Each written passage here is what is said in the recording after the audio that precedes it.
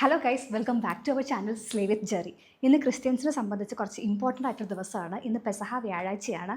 നമ്മൾ വീടുകളിൽ പുളിപ്പില്ലാത്ത അപ്പം അല്ലെങ്കിൽ കുരിശപ്പം ഉണ്ടാക്കുന്ന ദിവസമാണ് ഇന്ന്. അപ്പോൾ ഇന്നത്തെ ദിവസം ഒന്ന് ഡോക്യുമെൻ്റ് ചെയ്യണമെന്ന് എനിക്ക് ആഗ്രഹം ഉണ്ടായിരുന്നു. ബിക്കോസ് ഒരു 3 വർഷത്തോളം ഞാൻ വീട്ടിലുണ്ടായിരുന്നില്ല, പുറത്താണ്. അപ്പോൾ ഈ പ്രാവശ്യം ഇതെങ്ങനെയാണ് ഉണ്ടാക്കുന്നത്, അതായത് പുളിപ്പില്ലാത്ത അപ്പവും പാലും ഒക്കെ നമ്മളൊരു പ്രത്യേക രീതിയിലാണ് ഉണ്ടാക്കുന്നത്. അപ്പോൾ ആ സംഭവങ്ങൾ എങ്ങനെയാണ് ഏതാണെന്നൊക്കെ ഡോക്യുമെൻ്റ് ചെയ്യണമെന്ന് എനിക്ക് ആഗ്രഹം ഉണ്ടായിരുന്നു. അതുകൊണ്ടാണ് ഈ വീഡിയോ ചെയ്യുന്നത്. ഇത് എല്ലാവർക്കും ഇഷ്ടപ്പെടുമെന്ന് എനിക്കറിയില്ല, പക്ഷേ ഇതിനെപ്പറ്റി കൂടുതൽ അറിയാൻ ആഗ്രഹമുള്ള ആൾക്കാർക്കാണെങ്കിൽ ഈ വീഡിയോ തീർച്ചയായിട്ടും ഇഷ്ടപ്പെടും. നമ്മുടെ ഇവിടെ എല്ലാവരും കൂടെ കൂടിയിട്ട് ഒരു വീട്ടിലാണ് ആഘോഷിക്കുന്നത്, അല്ലാതെ ഇൻഡിവിജ്വലായിട്ട് വീടുകളിൽ അപ്പം മുറിയില്ല.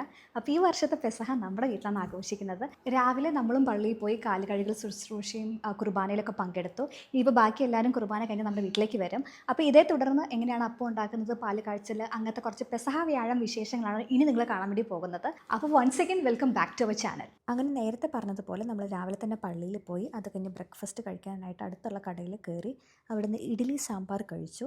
അത് കഴിഞ്ഞ് കുറച്ച് ഫ്ലവേഴ്സ് മേടിച്ചു. ഈ ഫ്ലവേഴ്സ് നമ്മുടെ പ്രെയർ റൂമിൽ ഈശോയുടെ ഫ്രണ്ടിൽ വെക്കാനായിട്ടാണ്. റോസും ചെറുപറയാണ് അവിടെ ഉണ്ടായിരുന്നത്, അതുകൊണ്ട് ഞാൻ റോസ് മേടിച്ചു. എനിക്ക് ഇങ്ങനത്തെ പരിപാടികളൊക്കെ ഭയങ്കര ഇഷ്ടമാണ്. ഓർഗനൈസ് ചെയ്യുക, ഇതേപോലെ ഫ്ലവേഴ്സ് അറേഞ്ച് ചെയ്യുക, ഡെക്കറേറ്റ് ചെയ്യുക, അങ്ങനത്തെ സംഭവങ്ങളൊക്കെ എനിക്ക് ഭയങ്കര ഇഷ്ടമാണ്. അതുകൊണ്ട് ഈ വക പരിപാടികളൊക്കെ എൻ്റെ വീട്ടിൽ ഞാൻ തന്നെയാണ് ചെയ്യാറ്. നമ്മൾ പള്ളി കഴിഞ്ഞപ്പോൾ കുറച്ച് ലേറ്റായി, അതുകൊണ്ട് തന്നെ അവരുടെ കയ്യിൽ ഓൾമോസ്റ്റ് ഉണ്ടായിരുന്ന എല്ലാ പൂക്കളും തീരാനായിട്ടുണ്ടായിരുന്നു. നല്ല ഫ്രഷ് റോസ് ആയതുകൊണ്ട് ഞാൻ അതാണ് എടുത്തത്.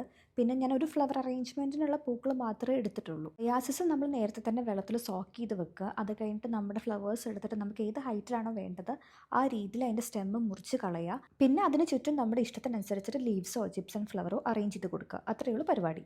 ഇനി നമുക്ക് പെസഹ വിശേഷങ്ങളിലേക്ക് കടന്നാലോ. എന്താണ് അടുക്കളയിൽ നടക്കുന്നതെന്ന് നോക്കിയാലോ. ഇൻട്രിയപ്പം ഉണ്ടാക്കാനായിട്ട് നമ്മൾ വാഴയില മുറിക്കുവാണ്.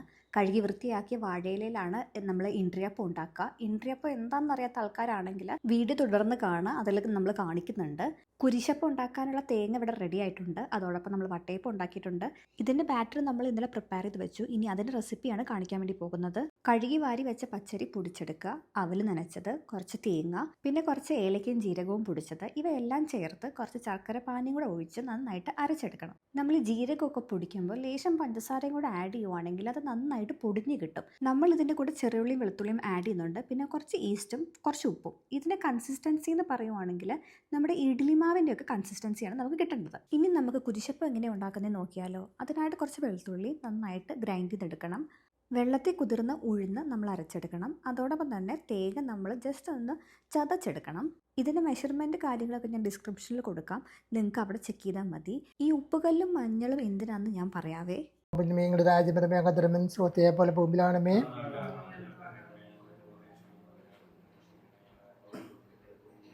നന്മ മറിയമേ സുസ്ഥീ കർത്താവ് അങ്ങരുടെ സ്ത്രീകളിൽ അങ്ങ് അനുഗ്രഹിക്കപ്പെടാമെന്നും. കുരിശപ്പത്തിന് വേണ്ട എല്ലാ സംഭവങ്ങളും നമ്മളിവിടെ റെഡിയാക്കി വെച്ചിട്ടുണ്ട്.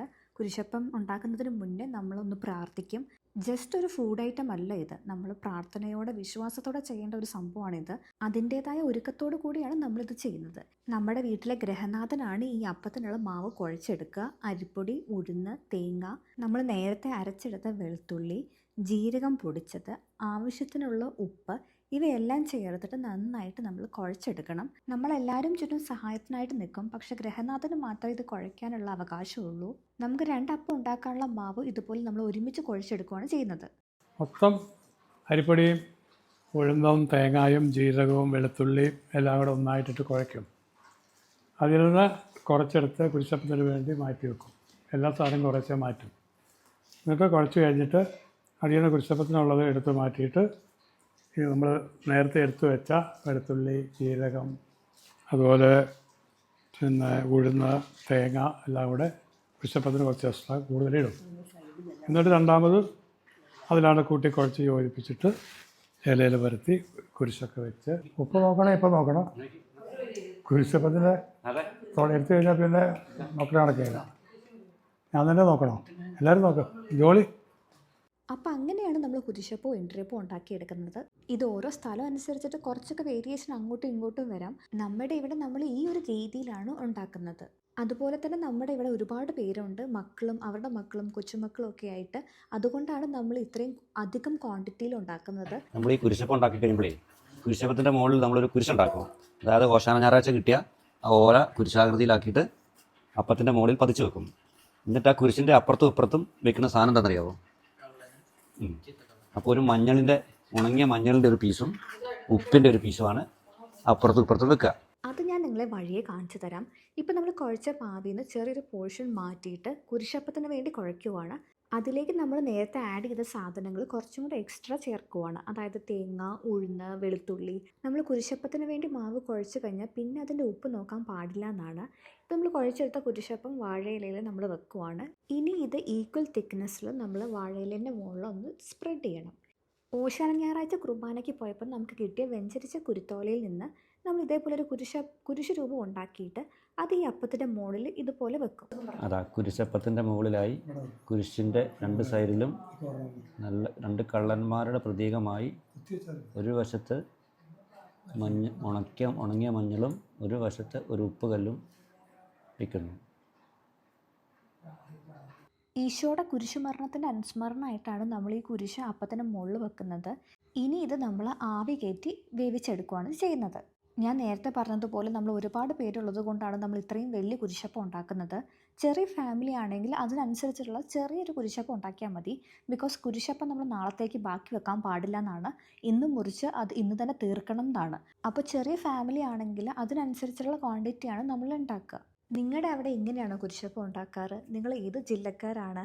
അവിടെ എന്ത് വ്യത്യസ്തമായിട്ടാണ് കുരിശപ്പം ഉണ്ടാക്കുന്നത്? അല്ലെങ്കിൽ ഇതിൽ നിന്ന് എന്തൊക്കെ ഡിഫറൻസ് ആണ് ഉള്ളത് എന്ന് നിങ്ങൾ കമൻറ്റിൽ പറയണേ. ഇനി ഇത് നമ്മൾ ഒരു വള്ളി വെച്ചിട്ട് നന്നായിട്ട് കെട്ടിവെക്കും. ഇത് നമ്മൾ ചെറുപ്പം മുതലേ കാണുന്ന സംഭവമാണെങ്കിലും എന്നെപ്പോലെയുള്ള ചെറുപ്പക്കാർക്ക് ഇതിൻ്റെ അളവും കാര്യങ്ങളൊന്നും അറിയില്ല. അതുകൊണ്ടാണ് ഞാൻ ഇങ്ങനെ ഒരു വീഡിയോ ചെയ്യാമെന്ന് വിചാരിച്ചത്. ഇതിൻ്റെ മെഷർമെൻറ്റും കാര്യങ്ങളും ഒക്കെ നമ്മൾ ഡിസ്ക്രിപ്ഷനിൽ കൊടുക്കുന്നതായിരിക്കും. അപ്പോൾ നിങ്ങൾ ചെക്ക് ചെയ്ത് നോക്കുക. കുരിശപ്പം സെറ്റായ സ്ഥിതിക്ക് നമുക്ക് ഇനി ഇൻട്രിയപ്പം ഉണ്ടാക്കാൻ വേണ്ടി പോകാം. ഇൻട്രിയപ്പം എന്ന് പറഞ്ഞാൽ ഒന്നുമില്ല, നമ്മൾ നേരത്തെ കുഴച്ച് വെച്ച മാവിൻ്റെ ഒരു പോർഷൻ എടുത്തിട്ടാണ് നമ്മൾ കുരിശപ്പം ഉണ്ടാക്കിയത്. ബാക്കി മാവ് നമ്മൾ ഇതേപോലെ വാഴയിലയിൽ പരത്തിയിട്ട് നമ്മൾ ചുടാൻ വേണ്ടി വെക്കും. അതിനെയാണ് നമ്മൾ ഇൻട്രിയപ്പം എന്ന് പറയുന്നത്. എല്ലാവരും ഒരുമിച്ച് ചെയ്യുമ്പോൾ ഇത് ശരിക്കും വേറെ തന്നെ ഒരു വൈബാണ്. ഞാൻ ശരിക്കും ഇങ്ങനെ ചെറിയ ചെറിയ പണികൾ, തേങ്ങ ചെരുകുക, വെളുത്തുള്ളി പൊളിക്കുക, അങ്ങനെ ചെറിയ ചെറിയ പണികളാണ് ചെയ്യാറ്. അമ്മമാരാണ് ശരിക്കും ഇത് പരത്താറ്. ഇപ്രാവശ്യം ഞാനും ഇതൊക്കെ ചെയ്യാൻ വേണ്ടി കൂടി. അപ്പോൾ അവരെനിക്ക് പറഞ്ഞു തരുമായിരുന്നു എങ്ങനെയാണ് പരത്തേണ്ടത്, എന്താണ് അതിൻ്റെ അളവും കാര്യങ്ങളും, എങ്ങനെയാണ് എല്ലാം മടക്കേണ്ടത്, അങ്ങനെയുള്ള കാര്യങ്ങളൊക്കെ. ഞാൻ നേരത്തെ അപ്പം ചുടണം എന്നാണ് പറഞ്ഞത്. നമ്മൾ ശരിക്കും ആവിയിൽ വേവിച്ചെടുക്കുകയാണ് ചെയ്യുക. ആദ്യം കുറച്ച് ഇൻട്രിയപ്പം വെച്ചു, അതിന് നടുക്കായിട്ട് നമ്മൾ കുരിശപ്പം വെച്ചു, അതിന് മുകളിൽ പിന്നെയും ബാക്കിയുള്ള ഇൻട്രിയപ്പം വെച്ചു. ഈ ഇൻട്രിയപ്പത്തിനൊരു കണക്കുണ്ട്, അത് ഓഡ് നമ്പർ ആയിരിക്കണം. അതായത് 3, 7, 15 അങ്ങനെയുള്ള നമ്പർ ആയിരിക്കണം. അപ്പം നമ്മൾ പ്രിപ്പയർ ചെയ്ത ഇൻട്രിയപ്പം എണ്ണി നോക്കിയിട്ടാണ് ബാക്കി വരുന്ന മാവ് ഓഡ് നമ്പറാക്കി ഡിവൈഡ് ചെയ്ത് എടുക്കുന്നത്. സത്യം പറഞ്ഞാൽ ഇത് എനിക്കും അറിയില്ലായിരുന്നു. ഇപ്രാവശ്യം ഇവരുടെ കൂട്ടത്തിലിരുന്ന് ഇതൊക്കെ ചെയ്തപ്പോഴാണ് ഈ കാര്യം ഞാനും അറിഞ്ഞത്. അങ്ങനെ നമ്മൾ അപ്പം വേവിക്കാനായിട്ട് വെച്ചിട്ടുണ്ട്. ഇനി നമുക്ക് പാലുണ്ടാക്കണം. പാലുണ്ടാക്കാൻ നമുക്ക് മെയിനായിട്ട് വേണ്ടത് തേങ്ങയും ശർക്കരയാണ്. തേങ്ങാപ്പാലാണ് നമ്മൾ യൂസ് ചെയ്യുന്നത്. പാലുണ്ടാക്കാനായിട്ട് നമ്മൾ യൂസ് ചെയ്യുന്ന തേങ്ങാവെള്ളം നമ്മൾ കുടിക്കാൻ പാടില്ല. അത് പെരപ്പുറത്ത് ഒഴിക്കണം എന്നാണ് പഴമക്കാർ പറയുന്നത്. പാലുണ്ടാക്കുന്നതും വീട്ടിലെ കുടുംബനാഥനാണ്. പുള്ളി വേണം തേങ്ങ ഞെരടി പാലെടുക്കാനായിട്ട്. അത് കഴിഞ്ഞ് നമ്മൾ തേങ്ങ പിഴിഞ്ഞ് തേങ്ങാപ്പാൽ ഊറ്റിയെടുക്കുവാണ്. അങ്ങനെ 1-ാം പാല് 2-ാം പാല് അങ്ങനെയൊന്നുമില്ല. നമ്മളിവിടെ ഓൾമോസ്റ്റ് ഒരു 10 തേങ്ങയാണ് എടുത്തിട്ടുള്ളത്. ഇതൊക്കെ നമ്മൾ വർഷത്തിൽ ഒരു വട്ടം മാത്രം ഉണ്ടാക്കുന്ന സംഭവമാണ്, ഈ പാലും അപ്പമൊക്കെ. അതുകൊണ്ട് ഇതിനൊക്കെ ഒരു സ്പെഷ്യൽ ടേസ്റ്റാണ്. എനിക്ക് പേഴ്സണലി ഈ പാല് ഭയങ്കര ഇഷ്ടമാണ്. ഇതിന് വേറെ തന്നെ ഒരു രുചിയാണ്. ഈ പാലൊന്ന് ചൂടായി കഴിയുമ്പോഴേക്കും നമ്മൾ ഇതിലേക്ക് ഉരുക്കിയ ശർക്കര ഒഴിക്കുവാണ്. പിന്നെ അതിലേക്ക് അരിഞ്ഞു വെച്ച ചെറുപഴം ആഡ് ചെയ്ത് കൊടുക്കുവാണ്. ഇനി നമ്മൾ കുരിശപ്പത്തിനൊക്കെ ചെയ്തതുപോലെ കുരുത്തോല കൊണ്ട് ഒരു ക്രോസ് ഉണ്ടാക്കിയിട്ട് അത് ഈ പാലിലും ഇടും. നമ്മൾ എല്ലാവർക്കും ഈ പാല് കൊടുക്കുമ്പോൾ ആർക്കാണോ ഈ കുരിശ് കിട്ടുന്നത് അവരാണ് ഈ കൊല്ലത്തെ യൂദാസ് എന്നാണ് നമ്മൾ പറയുക, ചുമ്മാ തമാശയ്ക്ക്. ഇനി ഇതിലേക്ക് നമ്മൾ കുറച്ച് ചുക്കിൻ്റെ പൊടിയും അതോടൊപ്പം തന്നെ ഏലക്കയും ആഡ് ചെയ്ത് കൊടുക്കണം. ഈ പാലൊന്ന് കുറുകി വരാനായിട്ട് നമ്മൾ കുറച്ച് അരിപ്പൊടിയും കൂടെ ചേർക്കുന്നുണ്ട്. ഇതിനി നന്നായിട്ട് ഇളക്കുക. അപ്പോൾ നമ്മുടെ പാല് റെഡിയായി. ഇനി നമുക്ക് വേഗം പോയിട്ട് കുരിശ് വരയ്ക്കാം. മിശിഹ നമുക്ക് വേണ്ടി മരണത്തോളം കീഴ്വഴങ്ങി, അതേ അവിടുന്ന് കുരിശുമരണത്തോളം കീഴ്വഴങ്ങി. അതിനാൽ സർവേശ്വരൻ അവിടുത്തെ ഉയർത്തി, എല്ലാ നാമത്തെയും കാൾ ഉന്നതമായ നാമം അവിടുത്തേക്ക് നൽകി.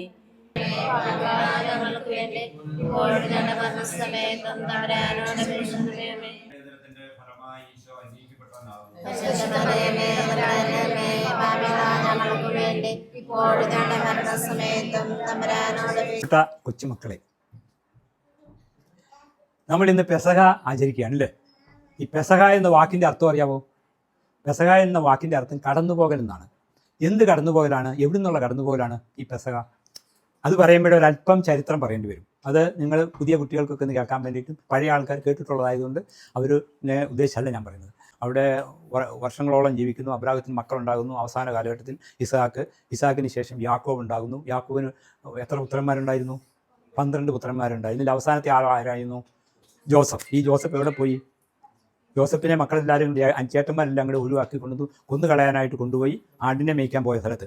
അങ്ങനെ കൊണ്ടുപോയി അവിടുന്ന് ഒരു കിണറ്റിൽ തള്ളിയിട്ടു. പക്ഷേ പിന്നീട് മറ്റു സുഹൃത്തുക്കളും മറ്റു ജ്യേഷ്ഠാന്യന്മാരെല്ലാം കൂടി അദ്ദേഹത്തെ എടുത്ത് അവിടുന്ന് ഈജിപ്തിൽ നിന്ന് വന്ന കച്ചവടക്കാർക്ക് വിറ്റുകൊടുത്തു. അങ്ങനെ ഈജിപ്തിൽ അടിമയായിട്ട് ജോസഫ് ചെല്ലുകയാണ്. അവിടെ ചെന്നിട്ട് അടിമയായിരുന്നെങ്കിലും പിന്നീട് അവിടുത്തെ ഭരണകാര്യങ്ങൾ മുഴുവൻ ജോസഫ് നിയന്ത്രിക്കുന്നു. അങ്ങനെ ജോസഫ് അവിടുത്തെ ഏറ്റവും വലിയ ആളായിത്തീരുന്നു. അതേസമയം കാനാൻ ദേശത്ത് എന്താ സംഭവിച്ചത്? ഇവിടെ പരമദാരിദ്ര്യമായി കഴിഞ്ഞു, ഒരുത്തർക്കും ജീവിക്കാൻ മാർഗ്ഗമില്ല. അപ്പോൾ അവർ അവിടെ ഈജിപ്തിലേക്ക് എത്തുന്നു. ഈ ഇസ്രായേൽ ജനം അബ്രാഹത്തിൻ്റെ, ഇസാക്കിൻ്റെ, യാക്കോബിൻ്റെ ഒക്കെ മക്കളായിരുന്ന ലക്ഷക്കണക്കിന് ആൾക്കാർ ഈജിപ്തിൽ ഒന്നും കിട്ടാനില്ലാത്തതുകൊണ്ട് ഈജിപ്തിൽ പോവുകയാണ്. അത് ഈ മരുഭൂമിയിൽ കൂടെയുള്ള യാത്രയാണ്. അവിടെ നിന്നുള്ള രക്ഷപ്പെടലിനെയാണ് നമ്മൾ പെസഹ അഥവാ കടന്നുപോകൽ എന്ന് പറയുന്നത്. ആ അടിമത്തത്തിൽ നിന്നുള്ള ദീർഘകാലത്തെ അടിമത്തത്തിൽ നിന്നുള്ള ഒരു കടന്നുപോകലാണ് നമ്മുടെ ഈ പെസഹ ആചരണത്തിൻ്റെ ഏറ്റവും ചരിത്രപരമായിട്ടുള്ള വ്യാഖ്യാനം. അവിടെയാണ് ഈ പെസഹയുടെ അർത്ഥം. അതിൻ്റെ ആ ദിവസം ഇങ്ങനെ വർഷങ്ങളായിട്ട് ആചരിച്ചു വന്നിരുന്നു. യേശുവിൻ്റെ കാലത്ത് ഈ ഒരു ആചരണം നടത്തിയതിൻ്റെ ഫലമായിട്ടാണ് അന്നാണ് ഈ പെസഹ ആചരണം അതിൻ്റെ ഏറ്റവും വലിയ അർത്ഥത്തിൽ വരുന്നത്. പൗരോഹിത്യം സ്ഥാപിക്കുന്ന എല്ലാ കാര്യങ്ങളും സ്ഥാപിച്ചത് ഈ പെസഹയോടുകൂടിയാണ്. അങ്ങനെയാണ് യേശുവിൻ്റെ ഏറ്റവും വലിയ ഒരു കാര്യം നമ്മൾ ഈ പെസഹയിൽ ആചരിക്കുന്നത്. അപ്പം നമ്മളുടെ അപ്പം മുറിക്കുകയും ഒക്കെ ചെയ്യാൻ പോകുന്നുണ്ട്. ഞാൻ ചുരുക്കം ചരിത്രം പറഞ്ഞു എന്നേ ഉള്ളൂ. അപ്പോൾ അപ്പം മുറിക്കാനൊക്കെ പോകുന്നതെന്ന് പറഞ്ഞു കഴിഞ്ഞാൽ ആ പെസഹ അപ്പം, യേശു അവിടെ മുറിച്ച ആ അപ്പം, കുർബാന സ്ഥാപിച്ച അപ്പം, പൗരോഹിത്യം സ്ഥാപിച്ച ആ ദിവസം, ഇതിൻ്റെ എല്ലാം കൂടി ആചരണമായിട്ടാണ് നമ്മൾ പെസഹ ആചരിക്കുന്നത്. അല്ലാതെ വെറുതെ 2 അപ്പം ചുട്ട് തിന്ന് പാലും കുടിച്ച് പോകുന്നതല്ല. ഇതിന് വലിയ അർത്ഥമുണ്ട്, ദീർഘമായിട്ട് അർത്ഥമുണ്ട്, ചരിത്രപരമായിട്ട് അർത്ഥമുണ്ട്, ബിബ്ലിക്കലായിട്ടുള്ള അർത്ഥമുണ്ട്. ഈ അർത്ഥങ്ങളെല്ലാം വെച്ചുകൊണ്ടാണ് നമ്മളിങ്ങനെ ആചരിക്കുന്നത്. ഇന്നോ ഇന്നലെയോ തുടങ്ങിയതല്ല ഈ പെസഹ ആചരണം. നൂറ്റാണ്ടുകളായിട്ട് നമ്മുടെ സമൂഹത്തിൽ മിക്കവാറും എല്ലായിടത്തും തന്നെ നമുക്കിത് കാണാൻ സാധിക്കും. പ്രായമായ ആൾക്കാരോടൊക്കെ നമുക്ക് ബന്ധപ്പെടുമ്പോൾ അത് മനസ്സിലാക്കുകയും ചെയ്യും. ഇങ്ങനെ ആചരിച്ചു പോകുന്നത് അതൊരിക്കലും മുടങ്ങാതെ നമ്മൾ ആചരിക്കുന്നുണ്ട്. അതിൻ്റെ എല്ലാ അർത്ഥം ഇതാണ്. അടിമത്തത്തിൽ നിന്ന് ദൈവത്തിൻ്റെ ദൈവിക സ്വാതന്ത്ര്യത്തിലേക്ക് നമ്മൾ കടന്നു വരുന്നതിൻ്റെ, വിശുദ്ധ കുർബാന സ്ഥാപിക്കുന്നതിൻ്റെ, പൗരോഹിത്യം സ്ഥാപിക്കുന്നതിൻ്റെ എല്ലാം ഏറ്റവും വലിയ സംഭവമാണ് ഈ പെസഹ എന്ന് പറയുന്നത്. അപ്പോൾ അതിനെ നമ്മളൊരു തമാശയായിട്ടോ ഒരു വളരെ ലൈറ്റായിട്ടോ കാണാൻ പാടില്ല. ഏറ്റവും പ്രധാനപ്പെട്ട ഒരു സംഭവമാണ്. ഇപ്പം നമ്മളിവിടെ അപ്പം മുറിച്ച് ആ ശുശ്രൂഷ, യേശു അവിടെ തുടങ്ങി വെച്ച ആ ശുശ്രൂഷ ഇവിടെ അവതരിപ്പിക്കുമ്പോൾ തീർച്ചയായിട്ടും ആ അർത്ഥത്തിൽ നമ്മളിതിനെ കാണുകയും അതിനെ നമ്മൾ മനസ്സിലാക്കാനായിട്ട് ശ്രമിക്കുകയും ചെയ്യണം. കുരിശുവര കഴിഞ്ഞ ഉടനെ നമ്മൾ അപ്പം മുറിക്കാൻ വേണ്ടി പോകുവാണ്. അപ്പോൾ അതിനോട് മുന്നോടിയായിട്ട് നമ്മൾ പാലൊക്കെ സെറ്റാക്കുവാണ്. ഇതാ നമ്മുടെ പെസഹ അപ്പം ഇവിടെ റെഡി ആയിട്ടുണ്ട്. മുറിക്കുന്നതിന് മുന്നേ നമ്മൾ നേരത്തെ വെച്ച ആ മഞ്ഞളിൻ്റെ കഷ്ണവും ഉപ്പ് കല്ലും നമ്മൾ എടുത്ത് കളയും. എന്നിട്ടാണ് നമ്മൾ മുറിക്കുക. കുടുംബനാഥൻ തന്നെയാണ് അപ്പം മുറിച്ച് എല്ലാവർക്കും കൊടുക്കുക. അപ്പം മുറിക്കുമ്പോൾ എത്ര പേരുണ്ടോ അവരെ കണക്കാക്കിയിട്ട് ചെറിയ പീസായിട്ടാണ് നമ്മൾ മുറിച്ചെടുക്കുക. എല്ലാവർക്കും ഈ അപ്പക്കഷ്ണം കിട്ടണം. അപ്പത്തിൻ്റെ ഒപ്പം തന്നെ നമ്മൾ നേരത്തെ ഉണ്ടാക്കിയ ഇൻട്രിയപ്പവും പാലും പഴവും ഒക്കെ വെച്ചിട്ടുണ്ട്. സത്യം പറഞ്ഞാൽ ഇതാണ് നമ്മുടെ ഇന്നത്തെ ഡിന്നർ. ഇതിൻ്റെ കൂടെ നമ്മൾ നേരത്തെ ഉണ്ടാക്കിയ വട്ടയപ്പവും പുഴുങ്ങിയ പഴവും ഒക്കെ ഉണ്ട്. കുരിശുവരയൊക്കെ കഴിഞ്ഞ് എല്ലാവരും അപ്പം മുറിക്കാനായിട്ട് ഇങ്ങനെ നോക്കിയിരിക്കുവാണ്. ഇതാണ് നമ്മുടെ ചെറിയൊരു ഫാമിലി. ഇതിൽ കുറേ പേരൊന്നും ഇല്ല, പഠിക്കാനായിട്ടും ജോലിൻ്റെ ആവശ്യത്തിനൊക്കെ ആയിട്ട് പുറത്താണ്. അപ്പോൾ അവർക്കായിട്ട് ഈ വീഡിയോ ഞാൻ സ്പെഷ്യലി ഡെഡിക്കേറ്റ് ചെയ്യുന്നു. കുരിശപ്പം ആദ്യം നമ്മുടെ വീട്ടിലെ ഏറ്റവും മുതിർന്ന ആൾക്കാണ് കൊടുക്കുക. പിന്നെ അങ്ങോട്ട് പ്രായം അനുസരിച്ച് ഓരോ ആൾക്കാരും മുന്നോട്ട് വരുന്നു, മേടിക്കുന്നു. ഒരു കയ്യിൽ പാലും മറ്റേ കയ്യിൽ കുരിശപ്പവുമാണ് നമ്മൾ കൊടുക്കുന്നത്. ഞാൻ നേരത്തെ പറഞ്ഞതുപോലെ പുളിപ്പില്ലാത്ത ഈ അപ്പം നമ്മൾ നാളത്തേക്ക് വെക്കില്ല, ഇന്ന് തന്നെ ഇത് കഴിച്ചു തീർക്കും. ഇൻട്രിയപ്പവും പാലും ബാക്കി വരുവാണെങ്കിൽ അത് നമ്മൾ ഓരോ വീട്ടിലേക്ക് കൊടുത്തയക്കുകയാണ് ചെയ്യുന്നത്. പിറ്റേ ദിവസം ദുഃഖവെള്ളിയാഴ്ചയാണ്. അപ്പോൾ യൂഷ്വലി കുർബാന കഴിഞ്ഞ് ഇത് കഴിക്കലാണ് പതിവ്. അങ്ങനെ എല്ലാവർക്കും കൊടുത്ത ഏറ്റവും അവസാനമാണ് കുടുംബനാഥൻ അപ്പവും പാലും കഴിക്കുന്നത്. നമ്മുടെ ഇവിടെ നമ്മൾ ഫോളോ ചെയ്യുന്നത് ഈ ഒരു രീതിയാണ്. ഓരോ സ്ഥലം അനുസരിച്ച് ഇതിന് മാറ്റങ്ങൾ ഉണ്ടാകാം. അപ്പം മുറി മാത്രമല്ല, എല്ലാവരും ഇങ്ങനെ ഒന്നിച്ചു കൂടുമ്പോൾ നല്ലൊരു ക്വാളിറ്റി ടൈം സ്പെൻഡ് ചെയ്യാൻ കൂടെ പറ്റും. എങ്ങനെയുണ്ടായിരുന്നു ഇന്നത്തെ ദിവസം? ഇന്നത്തെ ദിവസം വളരെ സന്തോഷമായിരുന്നു. എല്ലാവരും വന്നു, എല്ലാവരും സഹകരിച്ചു, അപ്പം മുറിച്ചു, പാൽ കുടിച്ചു, എല്ലാവരും സന്തോഷത്തോടെ തിരിഞ്ഞു പോയി.